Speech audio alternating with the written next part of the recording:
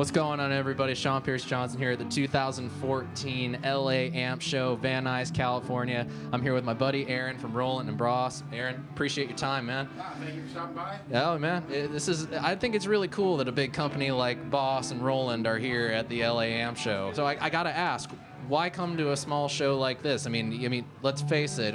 I love Boss Pedals as much as anybody, but you guys are kind of like the big fish in a small pond. I think for us, it's not so much about being big. We don't care about being the biggest. We want to be the best at what we do. And you got to realize that we started out small, and we've become a big company now over the years. But really, we were here with just like these other guys were, trying to make up our own stuff and come out with our own products that people would like.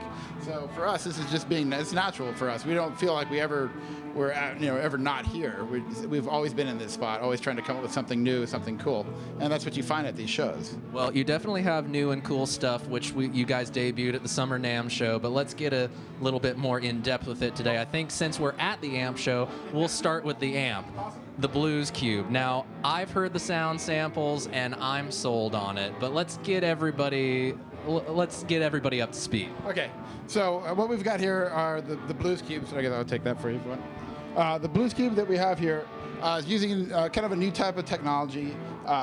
It's what we call like tube logic technology. It basically is emulating tubes virtually. So on this particular amp, what they've done is they went in and literally went through each piece of each component of the amp to model and mimic that sound for each part. So, and not just the individual parts, but how they cascade into each one. So the sound of it is very, very realistic in recreating, a tube tone. And much more so than anything that we've ever done prior, or I think that anyone else has either done, really.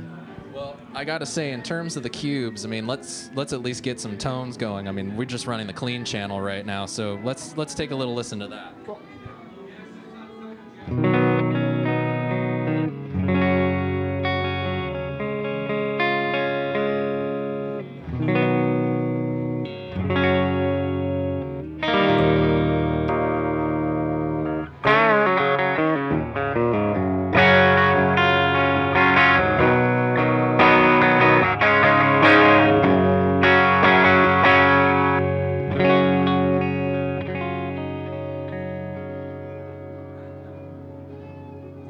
Very nice.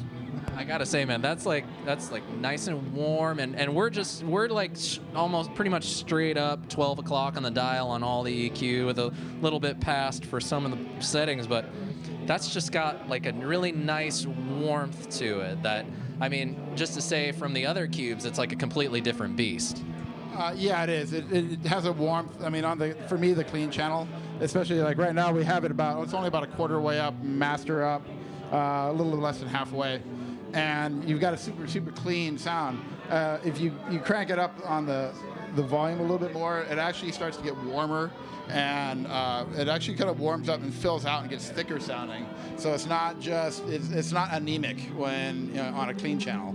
Usually, for me, it's like you get hit hard on a clean channel and it starts to get really kind of brittle, kind of harsh.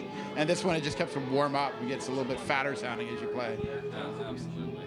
So why don't we go ahead and switch over to the crunch channel, which I'm excited to hear. So give us a little bit of an idea of what we can expect from the crunch channel. Okay, on the crunch channel, you got a couple different things. There is a boost knob here and a tone, so you can alter the tone a little bit. Gain on this one, we added up. It definitely is more of a crunched heading in the direction of British combo type of tone. So and on this one, we added a little bit more gain to it, so it actually starts to get a little bit heavy as you dig in. So go ahead and play.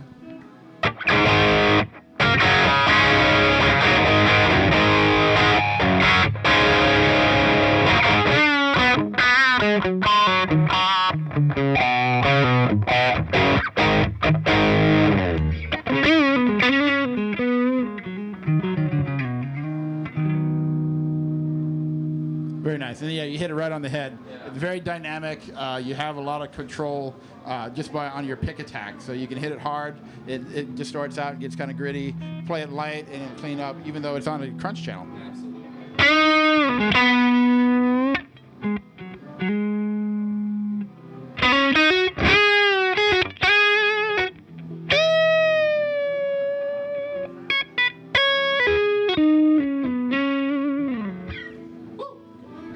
hey man, that's a different game from the other Cube stuff. But you guys just didn't bring the Blues Cube. You also brought these Waza Craft pedals, which have been getting a lot of attention for a very good reason. They sound amazing. So why don't we go ahead and talk about, just in general, what the idea was behind this particular series and what makes them so special. Okay, so the Waza Craft line, really quick, the word Waza actually stands for, in Japanese, it's for artists and techniques, kind of like a word for the best of the best. And what we kind of did with these pedals is that we gave our engineers kind of a free run to kind of come up and modify a pedal, something we've never really done before. We always come up with a design, it goes out, we call it good. But on this particular ones, we decided, you know what if we let our engineers do what they wanted to do personally? And so they kind of became like pet projects for these guys. And they actually went up and started making their own, they kind of ran with it and started doing their own kind of pedal designs, making slight modifications to little parts and stuff, things, a little diode, something, a part that they're like, oh, I always wanted to change that. Well, they went and did that.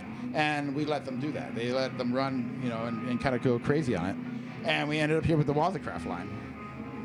Well, I gotta say, I've played the Super Overdrive before, played the Blues Driver, but let's face it, what everybody's really jazzed about is the sort of, I can't quite call it a reissue, I can't quite call it, I really don't know what to call it, a reimagining, I guess, Very good word. of a very legendary analog delay. So why don't we start off with the DM2? Okay, so on the DM2, it's a DM2W. Basically, like you said, it's a reimagining in the fact that we have two modes on this pedal. Sorry, there's a standard mode and a custom mode. There's a little switch in here that'll allow you to switch back and forth. In the standard mode, it is recreating a DM2 as probably the most accurately that it's ever been done before. I mean, it is basically a DM2 as far as everyone else is going to hear it. If you start out, you'll hear it. The delay time is 300 milliseconds on that.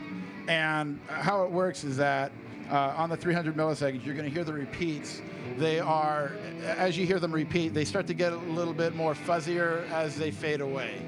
So we'll go ahead and I'll put the time up high.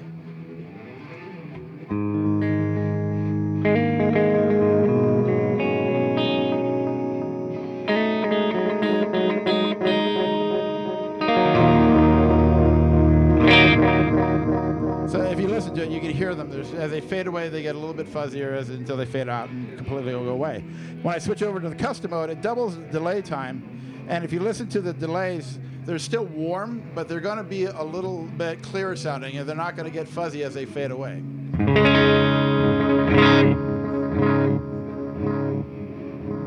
So you can still hear them. They're still clear, in the sound. It's a little less of the kind of fuzziness. It's more of a, I don't know. But I hear exactly what you're talking about. It's just like almost like a tape warmth type of thing going on. And then new for this pedal, we added, if you look over here, there's a jack in here to control the rate. And we're using an expression pedal to basically control the time. So if I crank up the intensity here, you can hit a note, and it'll start to oscillate.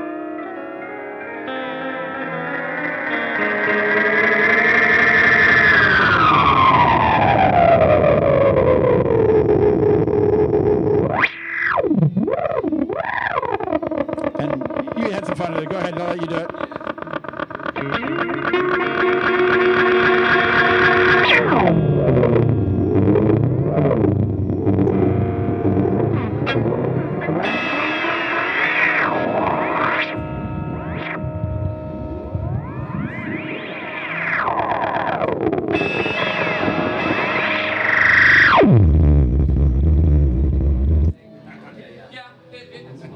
It's always fun to go a little crazy, I think we can admit. Okay, now I stomped on the SD1W, so we all know the drive pedals.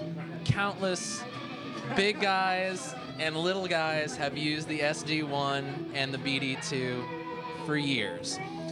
What do you feel under the hood is what makes the Waza Craft line a little bit more special than what they already are? Well, for me, that's like I said, the guys actually took some time to actually modify the pedals in a way that they really thought would be pleasing. And the thing that I like about it is that they for lack of a better word for it to me, when you're playing it in the custom mode, it's more musical. It just sounds sweeter to me. I'm inspired more when I play, just because it seems to hit the right notes. And when I dig in, I feel like when I dig in, it's giving back to me, and I can feel that. So it's subtle, but it's a nice feel where a guy that's playing, you'll notice it. I think one of the things that I like definitely about these was when I was in here earlier playing around with them is the way that they stack. They stack so well. So why don't we play around with stacking these pedals? Go ahead.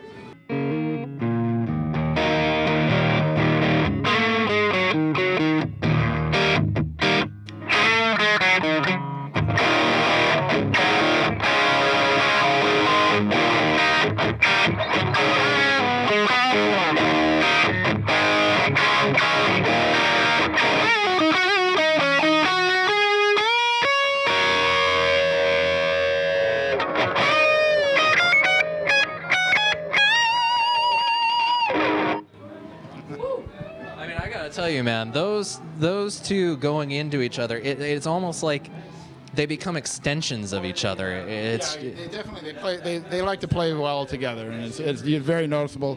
Like when a guy like you comes in and plays them like that and puts them together, you get it. You can hear it.